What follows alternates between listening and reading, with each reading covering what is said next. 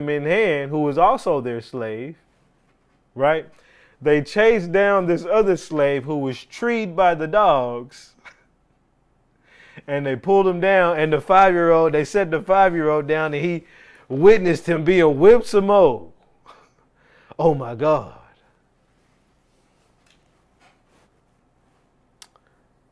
This is in the Library of Congress, okay? The Westbrook slave was then whipped, whatever, okay. He was driven back to the Wamble's place with whips where he had been whipped. He was driven back with whips where he had been whipped from the whip. Appreciate the breakdown from him being whipped. I forgot he was whipped, okay? I needed more descriptions so I can remember how whipped he was whipped, okay?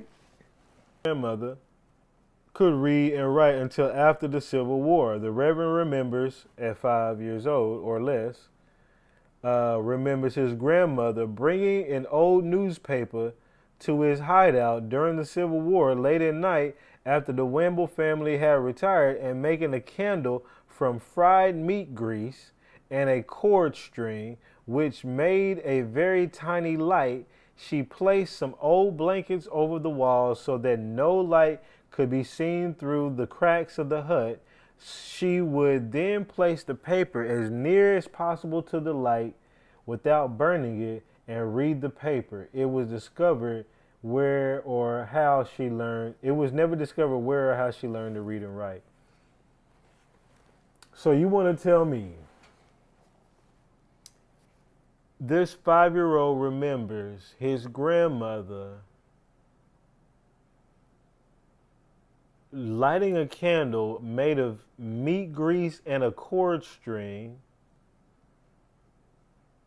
and the light of the candle was so low she had to put the paper very close to even read, but she still took the time to cover up all the windows with blankets so this tiny ass light, which you can't even read the fuck off of, is not going to be shown through that motherfucking window. And nobody taught her how to read, but she read, and she's reading the newspapers. Okay. And African slaves were brought here at age 17 and didn't remember no motherfucking African languages too. Other things. Now, why do I got that up? What the hell does the Ku Klux Klan gotta do with the Wambles? Well, let's start off with this newspaper article that I found. Okay, the Duquan or whatever Tribune. In here, you have a Mr. Abraham Wamble listed. What year is this? 1871.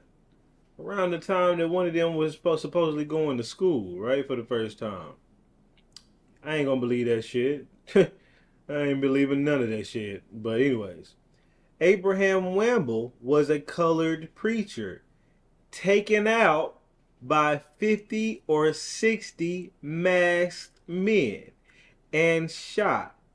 Mr. Marshall, a bitter Democrat on whose place Wamble lived, states that he did not know a more quiet and well-disposed man in the neighborhood, but he voted the radical ticket. We have an Abraham Wamble getting taken out and shot. Let's see what it says in this book.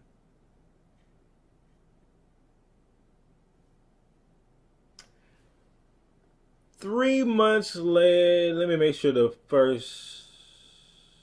paragraph, I don't think the paragraph before that mentioned it. No, it didn't.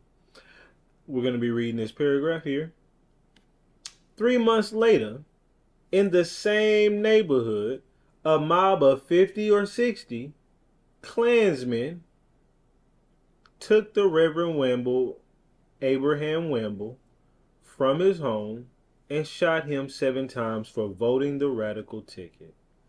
Even before that spate of homicides in August 1869, Governor Adelbert Ames had warned General John Sherman that Mississippi's rising murder rate did not represent usual events of ordinary times. Rather, Ames wrote, the slayings were Ku Klux outrages, mainly based on political enmity and hatred. The war still exists in very important phase here. So here you got an Abraham Wamble being killed in about 1871.